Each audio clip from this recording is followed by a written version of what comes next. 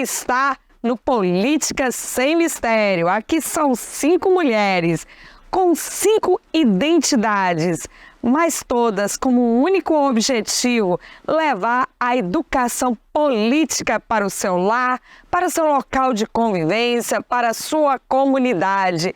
E hoje nós estamos praticamente aí encerrando o ano, o penúltimo, programa do ano, já em total clima de Natal. Olha só, já estou aqui com Andréia Peixoto. Olá. Com Manu Portela, Viviane Leite, e nesse programa de Natal, um especial de Natal para falar de amor, falar de assistência, de solidariedade, para falar de empatia, a gente convidou uma pessoa muito especial. Pastor Gabriel já está aqui com a gente. Seja bem-vindo, pastor. Fico muito feliz em recebê-lo aqui nesse penúltimo programa do Política Sem Mistério.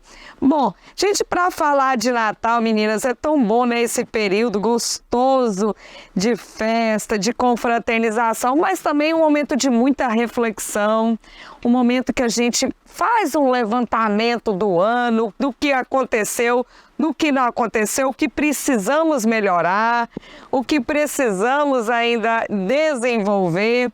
Então, o Política Sem Mistério passou esse ano, com diversas políticas públicas, sempre muito objetivado a levar para você assuntos que possam impactar a sua vida, no seu dia a dia, levar para você o estímulo e o desenvolvimento de uma educação política e que você se sinta estimulado em participar da vida da sua família, da sua sociedade, da sua cidade. Mas hoje, aqui, nesse clima de Natal, a gente vai falar um pouquinho dessa data, pastor. O que significa esse Natal, já considerando o Natal do cristianismo, do Ocidente. E Natal é uma das principais datas, comemoradas do calendário ocidental e é marcado por festas, por virada do dia 24 para o dia 25 de dezembro. Vamos falar aqui com Manu Portela, que está na cultura cristã, essa festa que relembra o nascimento de Jesus Cristo em Belém, na atual hoje a Cisjordânia. Em alguns lugares a comemoração do Natal estão cada vez mais secularizados, isto é, estão perdendo. Eu acho que a gente tem que falar sobre isso, que tem perdido esse sentido cristão originário e transformando numa celebração de fraternidade e união às pessoas. Eu acho que além dessa celebração de união às pessoas, de fraternidade, nós não podemos perder o que significa, e a gente vai falar um pouco desse significado do Natal. Mas eu vou falar um pouquinho do nosso convidado, que já está aqui do meu lado. Eu conheço ele já há algum tempo, é uma pessoa incrível, muito serena, muito bacana. É o pastor Gabriel Dantas, meu parente também. Ele é natural de Vitória da Conquista, ele é casado com a senhora Vanessa e é pai da Mariana, do João Gabriel e da Catarina. Ele é pastor da Igreja Batista Nacional, Betânia, aqui então em Itabuna, teólogo, pós-graduado em Ciência da Religião, Filosofia e História, advogado e também professor. Bem-vindo, pastor. Que alegria estar aqui com vocês, viu? Muito bom mesmo. Que recepção calorosa num tempo de fraternidade, Num tempo de carinho, de amor. E uma alegria imensa mesmo. O programa de vocês é extremamente relevante para a nossa cidade, para todos que ouvem, essa inclusão nesse tema que precisa ser pensado, precisa ser entendido para que escolhas melhores sejam feitas e para que a gente viva dias melhores, Exatamente. Então, que honra estar aqui com vocês. Obrigada, a gente fica muito feliz, meninas? Mas a gente quer falar sobre Natal, A gente está aqui com a mesa cheia de Papai Noel, O Rafinha tá mostrando aí. E a gente com um gorrinho aqui de Papai Noel, E a gente quer começar falando do que significa Natal. Déia, o que significa o Natal para você? Ai, gente, Natal para mim significa amor, esperança, estar com os amigos, com a família, fraternidade, é Deus presente em cada momento, é inspiração.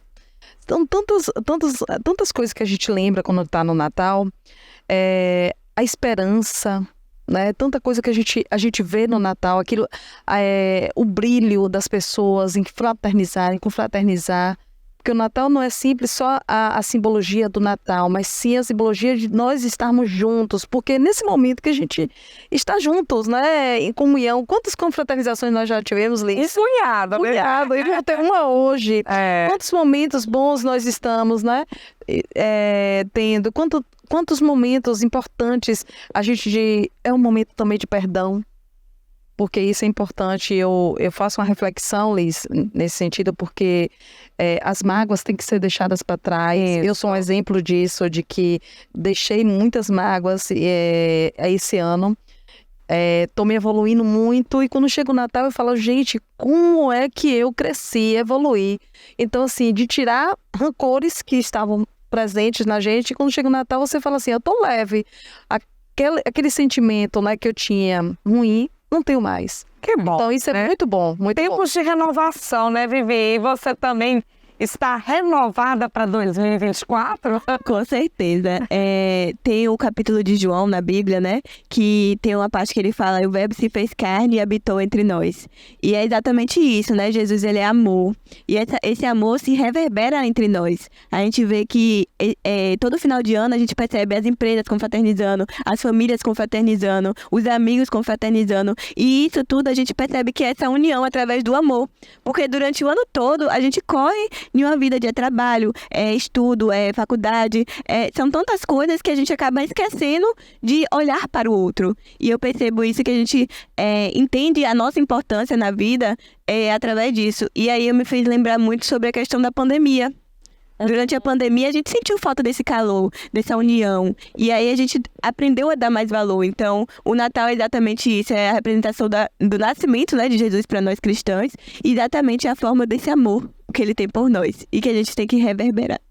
E você, Manu, já deixou essa vida frenética e parou para abraçar seus amigos? Ainda não. O final do ano vai começar sexta-feira, mas a partir disso eu planejo assim. Eu acho interessante porque o Natal, né, o pastor sabe melhor que eu, não é exatamente a data do nascimento de Jesus, né? A gente convencionou ser no dia 25. Mas o que é interessante observar, que vocês estão falando, da renovação, de esperança, de fraternidade, é que essa data foi escolhida no inverno, né, europeu, no período do solstício de inverno. Inclusive o solstício de inverno europeu vai ser amanhã, sexta-feira. Que é um período onde os dias são curtos, tem pouca comida porque tá tudo congelado, muito frio, pouca luz. E se escolheu essa data comemorativa justamente nesse período para dar esperança para as pessoas, para que as pessoas se unissem em fraternidade, se unissem para renovarem suas forças para esperar a chegada da primavera. Quando a gente traz o verde, né, para dentro das nossas casas, no momento onde, lá na Europa, onde surge o feriado, né, que tradicionalmente as árvores estão, né, todas despidas, né, você traz essas árvores, são chamadas de evergreens, são sempre verdes, para você trazer esse sentimento mesmo de esperança. Então, acho que para mim, pessoalmente, Natal, ele lembra a esperança, ele lembra, né, de renovar forças e junto com o novo ano, né, que vai vir, traz isso, essa questão de um novo ciclo, né, que a gente pode tentar mais uma vez, tentar ser melhor, tentar fazer, né, mais. Pastor, eu acho que elas falaram um resumo de tudo, né? Um pouquinho de tudo, não é isso que significa o Natal? Falaram, mas tem uma questão do Natal que é muito importante, eu acho que a gente não pode deixar de falar, que eu acho que ensina muito pra gente. Que tem um texto bíblico que diz que Deus está entre nós. A ideia do Emanuel. Natal é o nascimento de Deus, a encarnação de um Deus pré-existente, todo-poderoso, que entendeu de vir, nascer aqui. E o interessante disso é que nascer como um de nós. Frágeis, ele nasceu frágil, precisando de ajuda, precisava de cuidados, porque senão perdia sua vida. E ele está ensinando para a gente justamente esse sentido de comunidade. de ser cuidado, mas de também chegar a hora de cuidar. E não é essa a dinâmica da vida da gente? Uma hora a gente cuida, outra hora cuidam da gente. E no Natal, só para dizer isso aqui importante, que Lisdeile disse isso, eu acho, minha professora Lisdeile. Minha professora no curso de Direito, né? Minha eterna professora Lisdeile. E isso é muito importante. A gente não pode perder o sentido real do Natal cristão. Sim. Não podemos perder. A festa comercial, a movimentação comercial é importante, aquece o mercado, prover para famílias, gera renda, tudo mais. Mas a gente não pode perder o sentido real do Natal. E o sentido real do Natal é essa ideia do Deus encarnado, que veio trazer a nós esperança, amor, salvação, entendimento de uma vida melhor. E aí as construções são amplas, são muito amplas mesmo. Sobre a questão do Natal cristão também, outra coisa importante que a gente não pode deixar de pontuar é que sem o nascimento de Cristo não haveria toda essa construção de amor que nós temos. Afinal de contas, um exemplo de amor e de altruísmo de Deus para conosco é o próprio Deus se doando como pessoa. Para nós aqui, tem exemplo maior para ser altruísta, para cuidar do outro? Não. Do que ele se esvaziando de si mesmo, de sua glória, de seu poder, para ser gente como a gente e andar por aqui? Eu acho o Natal maravilhoso. Então, para além da festa, do calendário, das festividades, até porque você está certíssima, não foi dia 25, mas no dia para nós não importa. O que importa é que saibamos o real sentido disso. Mas para além dessa festa comercial que nós temos, a gente não pode se esquecer do real significado. Natal, do latim natalis, né? Que é nascer. Nascer. Renascer. Que venha sobre nós nascimento. Como o nascimento de Jesus, nascimento do quê? Da fé, da esperança, do amor, do cuidado mútuo, da reciprocidade e do respeito, tão necessário no tempo que a gente vive, né? E nesse período, né, além desse renascimento, aflora diversos sentimentos, né? É um período que aflora diversos sentimentos nesse período de Natal. E um dos principais sentimentos que aflora nesse período é a solidariedade, né? A gente vê diversas campanhas que são realizadas, né, nas empresas, nas instituições públicas e privadas, né, nas comunidades, né, nas igrejas também. O Natal é um período do ano que aflora ainda mais nas pessoas o sentimento de coletividade. E como o pastor Gabriel disse, né, aflora de um Deus que veio para servir. E aflora incrivelmente nesse período esse sentimento de servir, né, a nossa comunidade. E como a maioria das pessoas não agem durante o ano, esse final de ano, no período do Natal, bom, não trabalhei, não fiz nada, não fui solidário, não há nada, agora esse final de ano eu vou fazer doações, eu vou compensar. E é isso que eu quero falar com o senhor, pastor. Será que é assim que a coisa funciona? Será que compensa compensar? Compensa compensar? Será que aquele meu déficit de todo ano eu poderei pagar em uma semana, a semana do Natal? Acredito que não, porque a ideia do Natal, desse nascimento em nós, não é para um evento específico. Sim. Mas é para a vida, é para o cotidiano. Solidariedade não é para um momento. Nós passamos na nossa cidade, em outras cidades do Brasil viveram isso também, mas nós vivemos aqui num Natal próximo, uma enchente. Terrível. Horrível. Como a gente teve aqui também, né? Foi aqui mesmo, em Itabuna, horrível, terrível. E a sociedade de Itabuna se mobilizou. Num Natal, por um lado, terrível, por um lado, horrendo, mas por outro lado, maravilhoso, no serviço e na união. Eu percebi isso. E de lá para cá eu tenho percebido essa construção de sermos mais pelo outro, de olhar a dor do outro, de perceber que o outro tem necessidades tanto quanto a gente tem. Então, para o Natal, não basta a reflexão e a ação pontual. Pontual. Para o Natal, serve-nos a ideia de que servir o outro, ser solidário, viver altruísmo é para a vida toda. Precisa ser uma condição de nosso ser e não uma data no nosso calendário. É assim, Déia? Eu vejo assim também, eu estava aqui pensando na sua fala, pastor, a continuidade da solidariedade é necessária para o nosso ser. Não é aquela questão de uma data, como o Manon falou, dia 25, mas isso aflora mais. O que eu vejo é que aflora mais, mesmo aqueles que são solidários durante o ano, vamos dizer, durante toda a sua vida, quando chega dia 25, quando chega no período natalino, né, vamos dizer assim, aflora mais a sua vontade de ajudar, quer tentar mostrar para as pessoas que estão sendo ajudadas que está ali com você, que estou aqui, esse é o momento, estive ajudando, mas agora eu quero te ajudar mais ainda, porque é um momento especial. Então, o Natal, ele já chega para o sentimento do ser humano mais aflorado, ele aflora mais. Sentimentos que alguns não tinham, né? Alguns não tinham e começou a pontual, mas em outros momentos ele aflora mais aquilo que você já tem dentro de si. Eu concordo contigo e acho que esse é um fator pedagógico do Natal. Essa coisa da gente estar sempre se distanciando do ser que deveríamos Ser. né?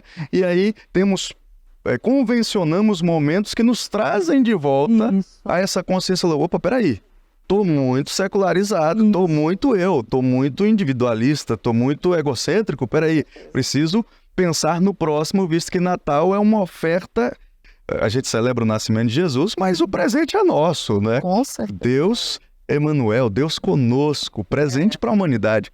Então, eu concordo contigo, eu acredito que o ideal é que seríamos Sempre. Assim, sempre. Mas eu vou trazer observação, porque a nossa comunidade, a nossa sociedade, enquanto comunidade, tem sido prejudicada. A gente viu o agravamento disso com a pandemia, onde nós ficamos literalmente em isolamento. E a gente só consegue ter empatia com o próximo quando a gente se vê no próximo, quando a gente convive. Se nós não temos essa convivência como sociedade, vai perdendo. A gente vai perdendo a empatia com o outro e vamos ficando cada vez mais individualistas.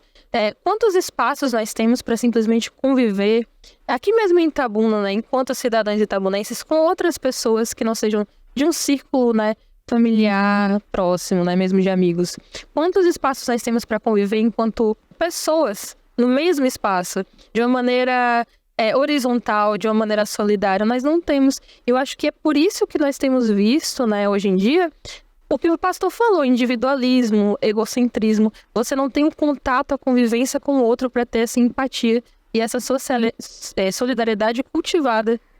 Eu também concordo com você, Manu. A gente, quando vai perdendo os momentos de convivência humana, quando a gente se tranca nas nossas pequenas células, né? Nos nossos ambientes privados, quando a gente entra para dentro da nossa casa, fecha a porta e às vezes nem conhece um vizinho, não congrega numa igreja, não convive em comunidade, a gente vai perdendo esse sentimento de coletividade e deixamos de praticar a solidariedade, né? Se tornando pessoas cada vez mais frias, né? É assim, Vivi. O que o pastor Gabriel falou, me fez lembrar de uma passagem bíblica que foi da lavagem dos pés, né? Que é exatamente quando Jesus, ele vai lavar os pés dos discípulos e eles falam que eles não são dignos daquilo. E aquela passagem é muito importante porque nos faz lembrar que melhor do que servir, do que ser servido, é servir. E o sentimento de servir é muito grande. Eu lembro que eu fui apadrinhada, né, em um encontro de jovens por Liz dele, e ela falou pra mim, Vi, mas o sentimento mais ainda que você está sentindo agora é o meu sentimento de felicidade de servir. Então, assim, quando a gente está nesse papel de entregar algo pelo outro, ver no outro o brilho nos olhos, é muito edificante. E aí me fez lembrar da enchente também, porque a gente estava vivendo um momento de pandemia. E aí logo depois acontece a enchente. E aí eu vi que a maioria das pessoas estavam se mobilizando da forma delas. Quando eu ia, por exemplo, no colégio, dobrar roupas ou entregar águas, eu não conseguia ver o que a outra pessoa estava passando, porque ela não estava ali. Mas eu conseguia construir aquilo e aquilo ia impactar de alguma forma na vida da outra pessoa. Então, assim, a gente percebe que até nas mínimas ações que fazemos no nosso dia a dia, impacta a vida de outras pessoas. E é sempre esse olhar do outro, né? Essa é a questão da empatia, que Jesus, ele nos ensina em todas as passagens dele durante a Bíblia E onde estava Jesus? Jesus estava no meio dos pobres, dos doentes, dos necessitados, né? Das prostitutas, dos ladrões. Porque era o povo, né? Se você vai falar de uma figura que inclusive é histórica, né? Jesus não fazia distinção dessas coisas. Ele estava no meio de gente. Gente. Jesus não tinha essa distinção não tinha rótulos de ricos e pobres e tal. Jesus só tinha um problema com uma turma. Com uma turma, Jesus tinha um problema imenso. Os religiosos. Uhum. Ali ele tinha um problema. Os dogmáticos. Mas deixa eu voltar uma coisa que eu concordo com vocês e acho que é isso mesmo. Se a gente se fecha nos nossos guetos, a gente não tem essa possibilidade de relacionar-se com o outro e perceber a dimensão do outro.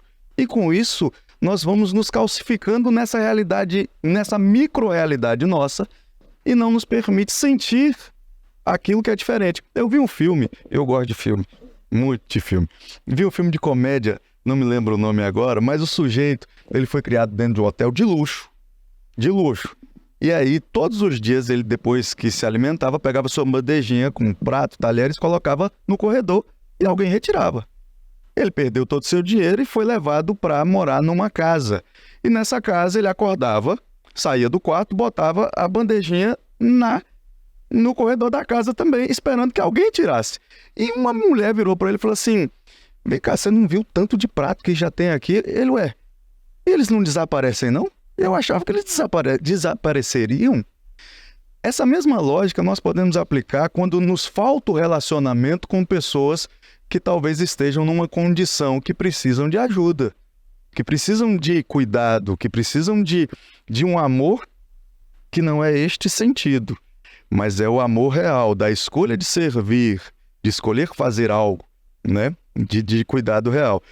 E às vezes as pessoas pensam assim, não vai desaparecer a dor, não vai desaparecer a fome. Não, a fome só desaparece se eu movimentar minhas mãos e migrar o dinheiro que tenho no meu bolso para o mercado e do mercado comprar os elementos necessários e levar para essas pessoas que sentem fome.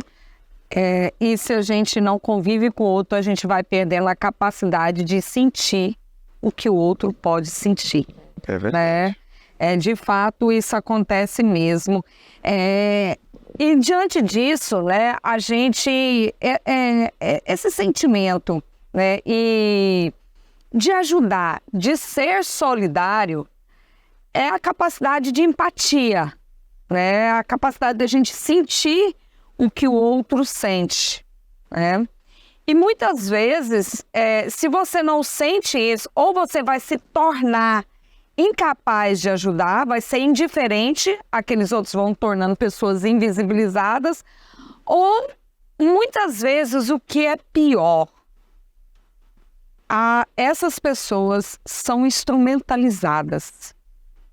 Isso a gente viu na época da pandemia, a gente vê na época das enchentes, aproveitando as dificuldades e as vulnerabilidades para instrumentalizar as pessoas. Então eu queria falar agora, meninas e pastor, justamente disso, né?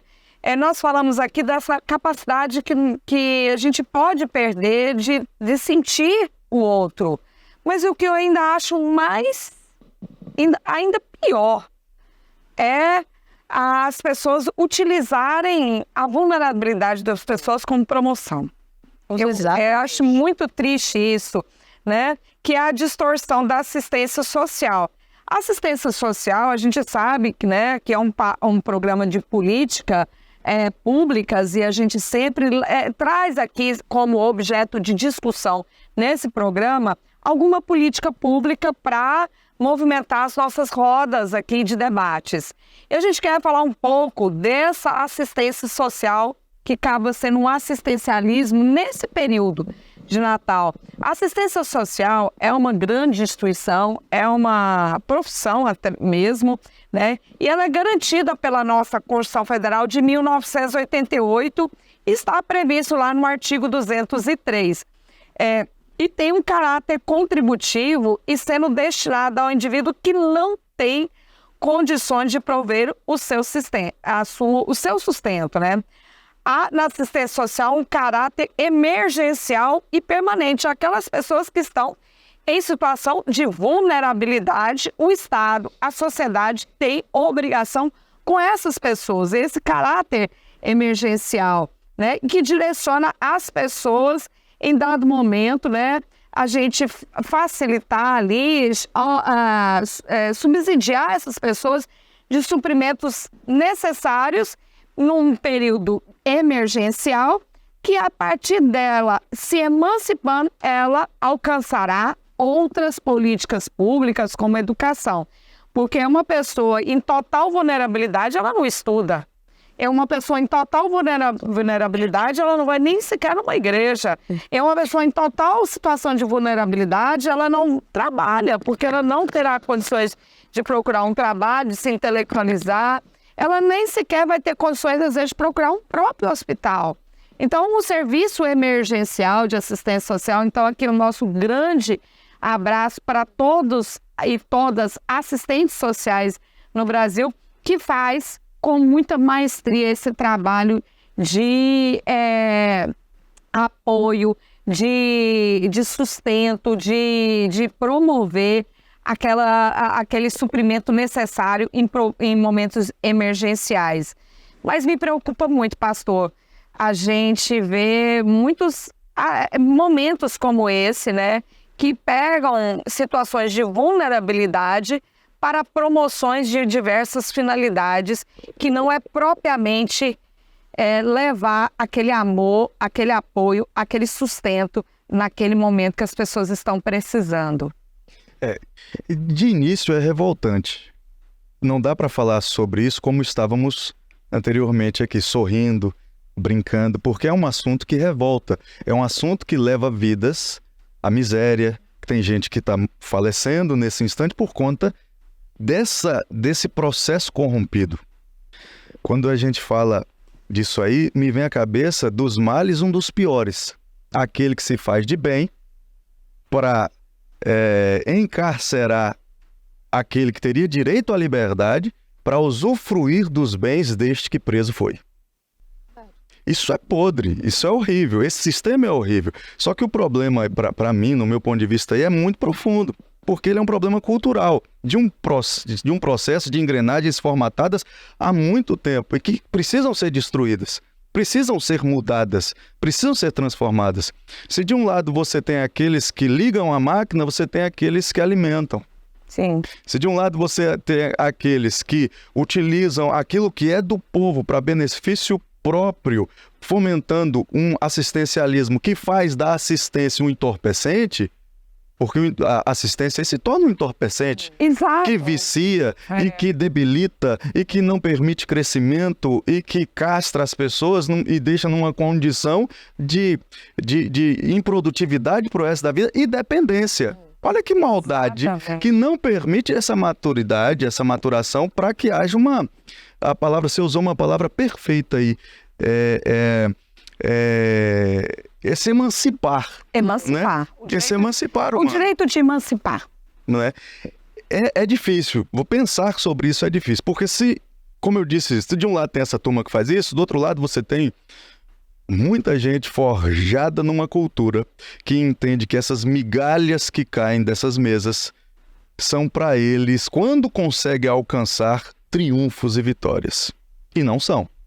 São direitos que eles não sabem que têm, mas são deles. Né? Aí entra essas entidades, eu já ia usar o termo para-eclesiástico, né? Porque eu tô tudo a igreja na minha cabeça, né? Mas essa que andam ao lado, né? Como a igreja, por exemplo, e tantas outras, que também assistem as pessoas e que não têm, pelo menos não deveria ter, esta visão de oferir lucro sobre esta ajuda, visto que nós estamos falando de Natal também. Se nós somos cristãos e vivemos essa fé, o que a mão direita faz, a esquerda não deve saber. Exato. Se assim eu procedo, não há lucro para mim, pelo contrário, a minha boa ação se dá em função total do outro. Porque faço pelo outro, para o outro. E assim o Estado deveria agir também. O dever é do Estado, porque o Estado não faz, muitos fazem. O problema é, eu penso, precisamos fazer porque senão o povo padece. Então há uma necessidade dessa assistência, a gente precisa fazer. Por exemplo, mesmo essa semana, como nós sempre fazemos, nós temos o Betânia nas ruas, cuidando de pessoas. Eu digo, é mais do que levar alimento, roupa e medicação. É levar dignidade, é levar amor, é levar respeito. Uma palavra. Porque quando a gente chega a essas pessoas, nós não chegamos como aqueles que têm a resposta, mas chegamos como iguais. A minha orientação na nossa igreja é chegamos como iguais. Estamos em condições diferentes, mas somos iguais. E isso gera naquele que recebe a dignidade necessária para poder se levantar. Então, se o Estado não faz, nós precisamos fazer. Nós temos que fazer. Mas já pensei, eu não tenho esse poder do botão do para tudo, mas já pensei para falar para todos, não façam mais nada, vamos ver o que o Estado fará. Porque quando fazemos, para onde vai a verba que era destinada para essa assistência emergencial? Que se tornou eterna por conta dessa debilidade, fazendo com que a assistência se tornasse, como eu já disse, um entorpecente. Eu concordo plenamente com o que o pastor falou, mas eu vou um pouco além. Porque o Estado não é uma coisa abstrata que existe em um vácuo. O Estado, ele é formado por grupos de pessoas, né? Nós temos o âmbito federal, municipal e estadual. Então a gente tem que olhar a quem está servindo essa atitude do Estado. Aos interesses de quem isso está sendo benéfico. Porque como o pastor falou, é uma questão estrutural. Se a gente vai resolver esse problema, a gente tem que resolver estruturalmente. Leva tempo, leva esforço, leva planejamento. Então, se isso não está sendo feito, sendo que é algo que está previsto na nossa Constituição, previsto em várias leis, por que não está sendo feito? E a quem beneficia não se fazer? Eu acho que é isso que a gente precisa observar para a gente encontrar a raiz desse problema. A gente falou aqui de tornar a assistência social um ciclo vicioso, para que pessoas sejam instrumentalizadas em benefícios escusos, oportunistas, né? Que as políticas públicas a gente tem, como por exemplo Bolsa Família, não sejam um programa para que que faça tolir a capacidade da pessoa ser produtiva, de não usufruir a todos os direitos sociais, né? Que não uma política pública que impeça a sua autonomia e emancipação. Porque eu acredito, Vivi, que as pessoas não gostam de ir para uma fila esperar uma cesta básica. Ninguém, pastor, quer estar nessa situação. Ninguém quer ficar recebendo peixe. Todo mundo quer trabalhar para comprar o peixe.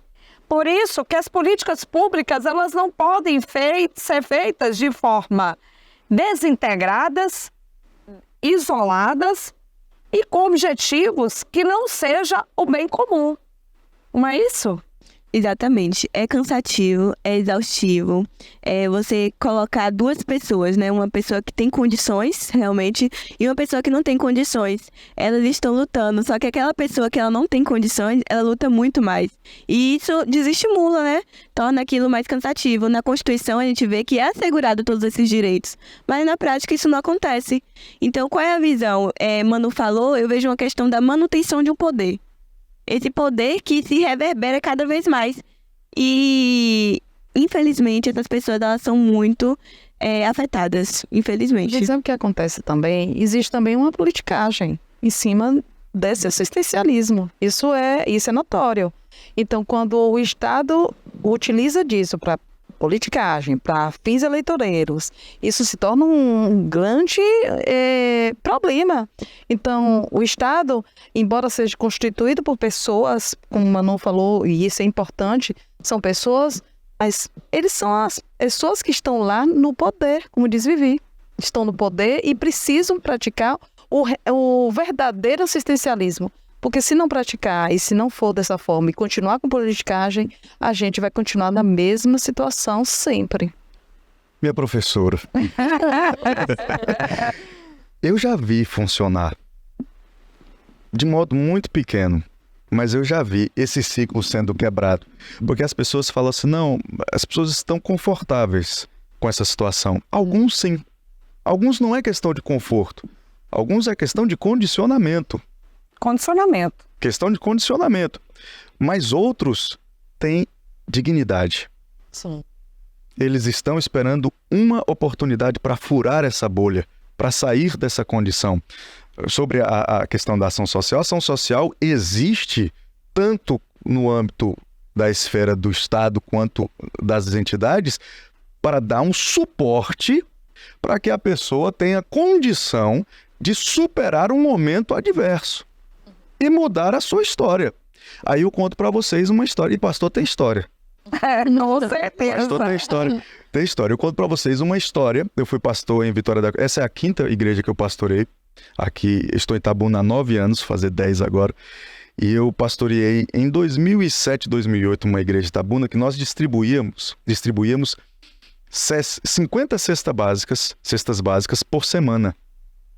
Cadastro, tudo certinho. Tínhamos apoio de cooperativas, aquela coisa toda. Fazíamos também parceria com dentistas e tal. Tudo de graça para o povo, sem nenhuma perspectiva política. Evangelho puro e simples sendo pregado.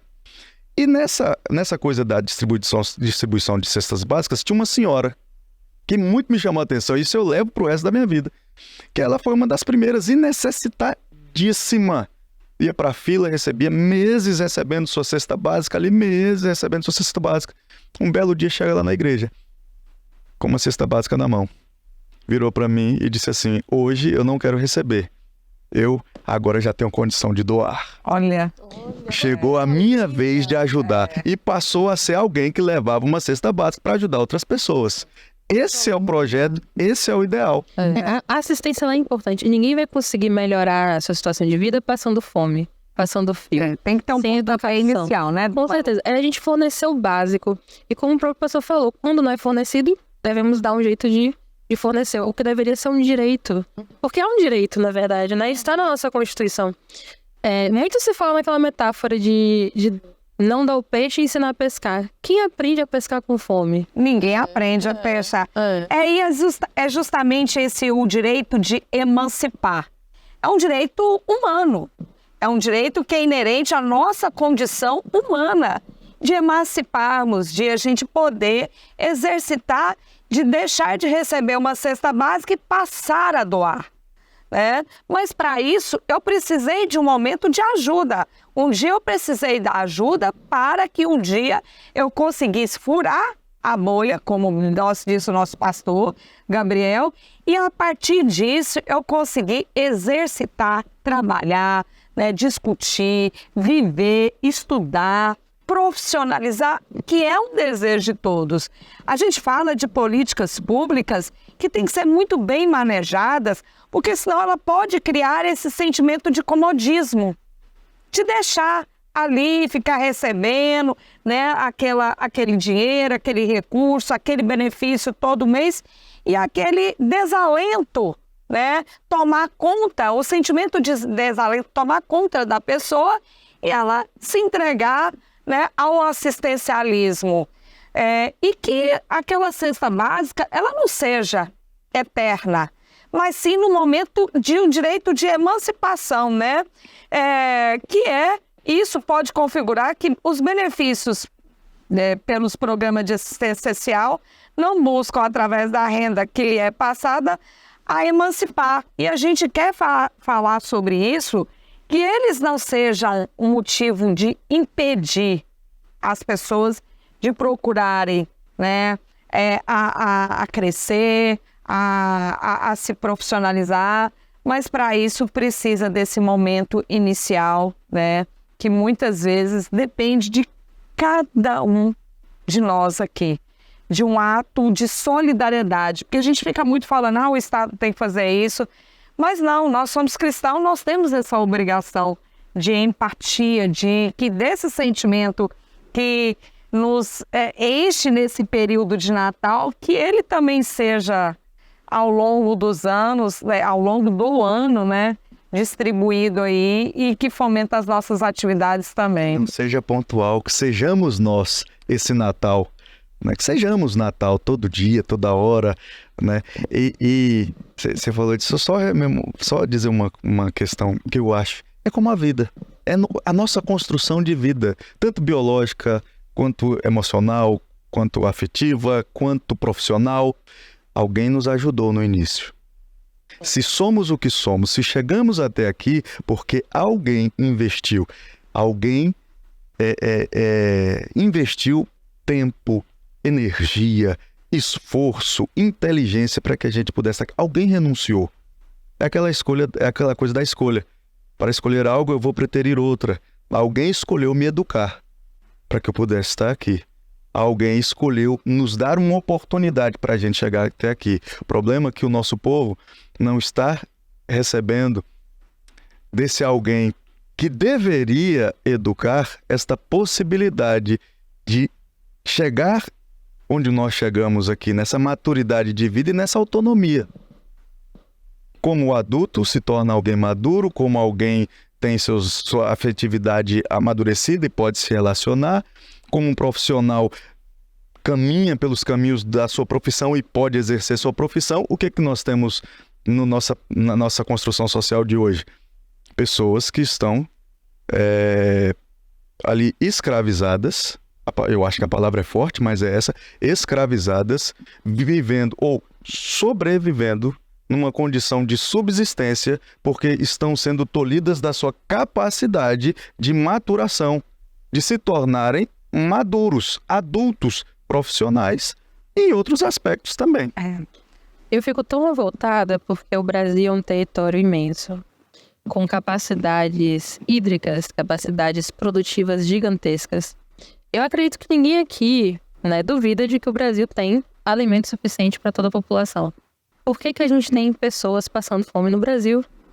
Nós exportamos alimento. Nós somos os maiores exportadores, inclusive, de carne e laticínio. E nós temos a nossa população passando fome, né? No mapa da fome. Isso me revolta de uma forma que eu não tenho nem palavras para expor. Um país onde a maior parte da população se diz cristã. E isso não é hipócrita, né? Pastor, me conte. Me permita. Eu acho que essa é uma área que me toca. Eu acho que a miséria alheia, de certa forma, é uma das maiores expressões do nosso fracasso espiritual. Eu sempre digo isso lá na nossa igreja. A nossa espiritualidade também é medida pelo pão que está à mesa do pobre, pelo remédio que está à mesa daquele que precisa de remédio e pelo abraço daqueles que precisam de afeto. Se nós não estamos suprindo isso daí, a nossa espiritualidade pode ser... Porque cada um é o que quiser. A verdade é essa. Então pode ser o que quem quiser, seja o que for, mas bíblica e cristã, a nossa espiritualidade está fracassada. Porque em vários momentos, inclusive com um ponto que as pessoas têm grande dificuldade, que são os encarcerados, né? As pessoas têm um preconceito imenso com esse tema, mas Jesus disse certa vez: eu estive preso e você não me visitou. Eu tive fome e você não me deu de comer. Eu estive nu e você não me vestiu. E o cara, Jesus, quando é que... Nunca, o senhor não. Ele disse: quando o senhor não fez a esses pequeninos, você não fez a mim. Se tivesse feito, tinha feito a mim. Olha o nível de solidariedade que o Senhor está chamando a gente. E um nível de espiritualidade. O problema é que nós temos uma visão... Já estou pregando. O problema é que nós... Eu estou aqui hipnotizado ouvindo, já. Já estou pregando, eu sou pastor, não tem jeito. O problema é que nós... Gente, está na hora de chamar o quadro Hablando com Jai. Mas pode concluir, pastor. O problema é que nós temos uma espiritualidade de extremos. Ou demasiadamente mística e subjetiva, ou demasiadamente materialista e palpável, aquela coisa toda. E equilíbrio talvez seja a palavra que precisamos. Eu sempre falo que a gente deve conhecer a ti mesmo, né? Eu acho que conhecer a ti mesmo como a semelhança do nosso Deus, acho que é extremamente importante, porque a partir do momento que a gente conhece, sobre o ponto de vista de Jesus Cristo, nos conhecemos, a gente começa a saber dessas nossas obrigações, independente do que está acontecendo aí no mundo. Independente do que está acontecendo com o Estado, independente do que o meu vizinho faz, mas eu tenho a minha obrigação. Eu tenho que ser solidária.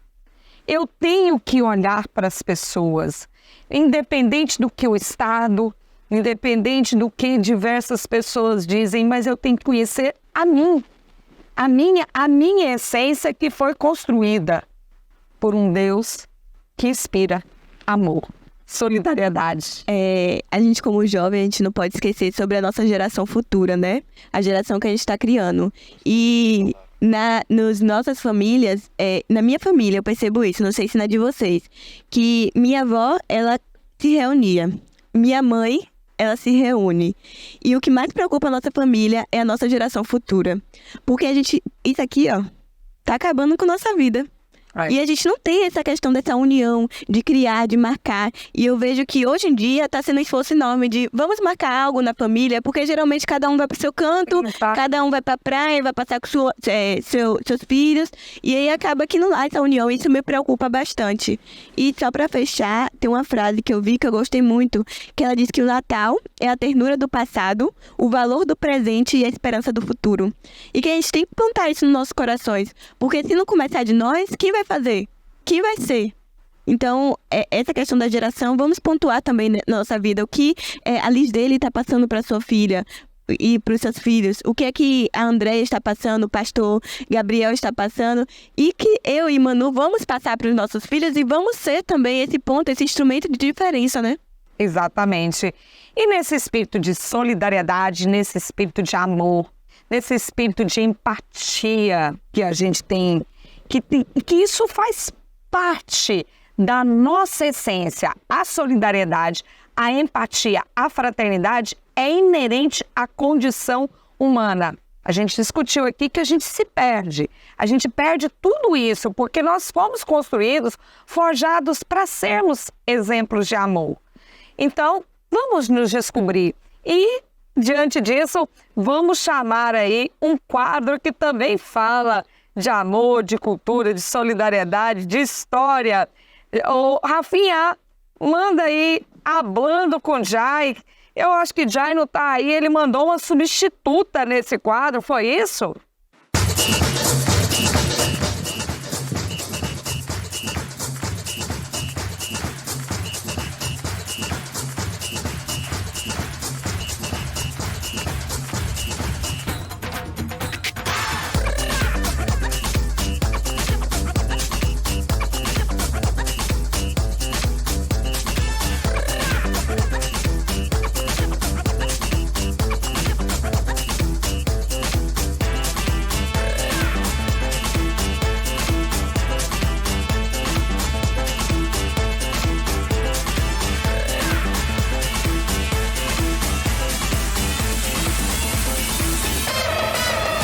Olá pessoal, estou aqui com a doutora Patrícia Barreto de Oliveira, diretora do Departamento de Proteção às Mulheres de Cidadania e Pessoas Vulneráveis. Primeiro agradecer, por ter aceitado o convite, fazer uma sinalização aqui que a gente sabe que a delegacia de Brotas é uma delegacia modelo, para várias delegacias no estado, e gostaria de saber da senhora o que a senhora vê, a importância da Casa das Mulheres Brasileiras aqui em Salvador e para a região, que não é só em Salvador, que vai abarcar todo mundo, e o que a senhora acha, como foi esse planejamento, o que a senhora está vendo de positivo, de mais positivo para as mulheres vítimas de violência.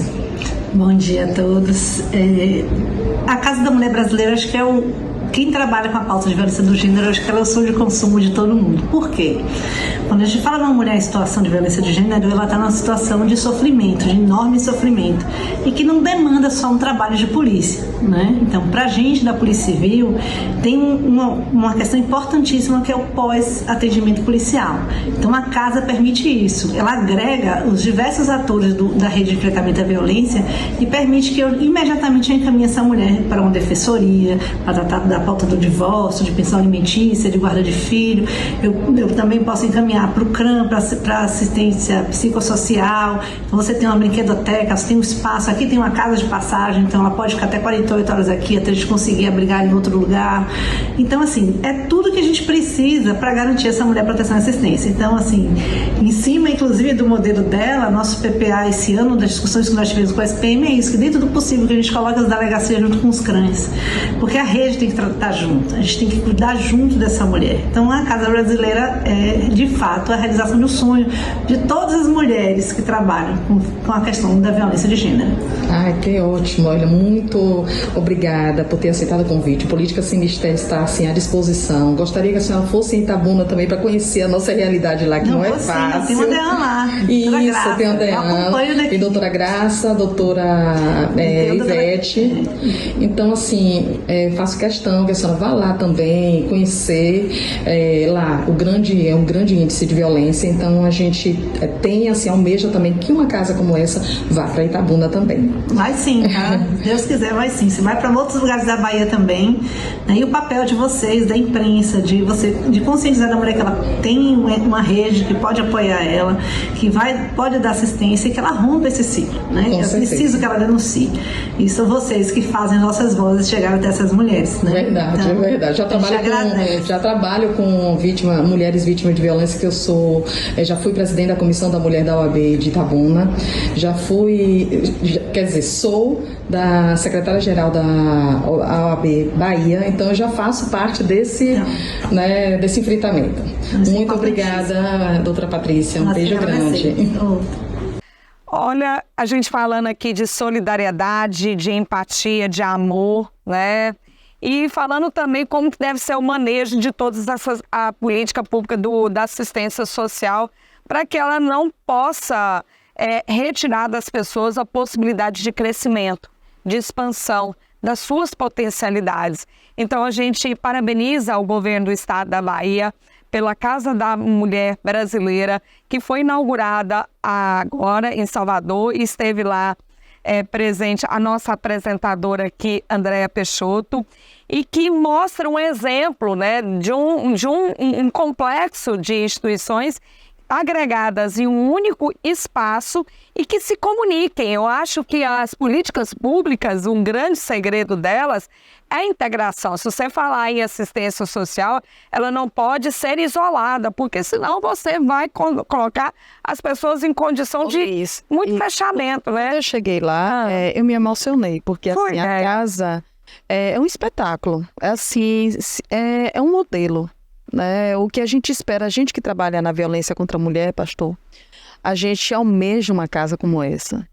Em qualquer lugar que esteja, a gente precisa em Itabuna, a gente precisa em Ilhéus, a gente precisa em todos os lugares. E tudo ali está reunido. A gente tem Ministério Público, nós temos a OAB, nós temos Defensoria Pública, nós temos o acolhimento, o alojamento para mulheres vítimas de violência, nós temos brinquedoteca para aquela família, né? As crianças. Então, foi algo assim que me emocionava. Eu passava pelos lugares e falava assim, meu Deus, uma mulher chega aqui, ela não precisa sair dali. Por exemplo, como acontece aqui, sair da DEAN, vai para um lugar, já nesse percurso já pode ser violentada, né? Então ela já tem um judiciário, tem tudo ali, tem sala de audiência. Então, tudo no mesmo local. Tudo no mesmo local. Então eu passava por ali e falei assim, meu Deus, que sonho, a gente precisa disso. Né? Então, assim, é mais um equipamento, é mais uma força para essas mulheres. As mulheres vítimas de violência sofrem, e não é pouco, é muito. Então, quando ela sai de um ambiente e vai para outro, ela pode ser violentada. Então, ali está um local que ela pode ser acolhida e dar os seus devidos encaminhamentos. A vulnerabilidade, ela exige várias providências, ela exige várias ações. exige várias instituições. Por isso, né, que a vulnerabilidade não é algo simples a ser tratado. Então, a gente, quando tem um instrumento desse, com diversas instituições, diversos órgãos funcionando no mesmo lugar, a gente trata de uma política pública inteligente, eficaz e eficiente e que vai trazer bons resultados. A gente fala, quando fala a Lei Maria da Penha, não é apenas no sentido da pena privativa de liberdade, porque ela é praticamente insuficiente para trazer o que a gente sempre repetiu nesse programa hoje, emancipação, autonomia de uma mulher que esteja em vulnerabilidade, em situação de violência doméstica. Ela precisa muito mais que isso. Essa semana, pastor, eu tive com uma mulher, ela disse, olha, ele me xinga, ele me agride, ele me bate na frente da criança, ele me humilha, ele diz palavras que me machucam muito, fora as agressões físicas, né? E essa mulher disse, mas eu não queria que ele fosse preso, né? Ela precisa muito mais do que uma pena privativa de liberdade para o seu algoz, para a pessoa que ela colocou na sua vida como um amor da vida dela. Ela precisa de muito mais instrumentos. Ela está presa. Ela está presa. Ela está presa. Até a questão de não querer exercer sobre ele a justiça devida demonstra que a prisioneira é ela, num cárcere externo e interno. Exato. E é preciso dessa libertação completa para que ela possa viver e emancipar-se. E são muitas Exatamente. mulheres nessa mesma condição, viu? Não é uma, duas, são várias. A dependência emocional é muito pior. E justamente um instrumento desse tira essa mulher desse cárcere, né? Que tem sobre ela um cárcere privado, né? Um cárcere emocional, e um instrumento desse que tem assistência social, que tem defensoria, que tem saúde, que tem delegacia, que tem Ministério Público, tudo num só lugar, são possibilidades de levá-la, por exemplo, a um caminho que a assistência social pode levar ela a uma profissão, a uma profissionalização, uma emancipação. Enfim, né, a gente fica muito feliz de estarmos aqui no Política Sem Mistério, no penúltimo programa desse ano. Esse ano a gente passou aqui por diversas discussões muito importantes que de uma forma ou outra impacta o seu dia a dia. Todas essas discussões impactam muito o seu dia a dia. Então a gente já agradece imensamente por você que acompanhou o nosso Política Sem Mistério durante esse ano de 2023. Então eu quero passar uma rodada aqui final, porque Rafinha já da nossa produção está dando sinal que já está acabando. Esse programa aqui foi fantástico, muito natalino. Uma mensagem de Natal, assim, em poucas palavras, eu vou começar com o nosso chaveirinho, que é enorme, né? Viviane Leite, minha querida Vivi, uma mensagem de Natal. No ano 2020, foi o nosso último Natal em família. E foi a última vez que eu consegui ver minha tia, porque logo em seguida ela faleceu. E o que eu pude tirar de lição na minha vida e sobre esse Natal é o amor. Porque de Gênesis e Apocalipse, Jesus fala sobre o amor. E se a gente não amar hoje, se a gente não fizer hoje, a gente vai acabar se perdendo. Então a mensagem que eu deixo é: ame hoje, diga que você ama seu pai, sua mãe, seu filho, seu marido, seus amigos, porque você dizer que ama é muito importante e pode transformar a vida de alguém. Eu também não perco a oportunidade de falar eu te amo, eu adoro falar. Manu, sua mensagem de Natal, querida. A minha mensagem de Natal é uma complementação da de Vivi. A minha mensagem é: se ame. Nutre aquele amor próprio que te dá dignidade, que te dá respeito, que te motiva a ser melhor, né? Que te motiva a ter confiança e que também tem um impacto positivo nas pessoas ao seu redor. Então não vamos esquecer nesse período de amor ao próximo que o primeiro amor deve ser o nosso, com nós mesmas. Exato. Andréia? Esperança é o que eu digo para essas pessoas, principalmente aquelas pessoas vulneráveis, as mulheres, né? As mulheres que são vítimas de violência. Esperança, tenham amor por si mesma, como disse a própria Manu. Se cuidem, procure as pessoas que vocês veem como parceiras, se ajudem a todas as pessoas que estão nos ouvindo. Esperança e amor e fraternidade e união. Como a gente aqui, eu sempre falo isso, que amigos são pessoas, aquelas que são nossos irmãos, né? Irmãos que nós escolhemos. Então, assim, que tragam esses amigos para fazer parte da sua família. Não permitam que haja um afastamento dessas amizades que você tem, que você nutriu. Cultive mais amigos, sejam mais parceiros, porque só assim a gente vai ser melhor, termos pessoas unidas com a gente. Pastora, sua mensagem de Natal aqui no Política Sem Mistério. A gente vai fazer pra gente. Então, primeiro agradecer o convite, né? Muito obrigado. Eu estava dizendo que eu não quero ir embora. O ambiente é agradabilíssimo, né? Mas eu quero deixar para você que Natal é a celebração do Emmanuel, celebração do Deus conosco. E quando refletimos sobre Deus, sobre Jesus, trazemos à memória o melhor que há. Melhor no amor, na paz, na esperança, na amizade, na solidariedade. Entenda essas virtudes e que não sejam apenas pontuais.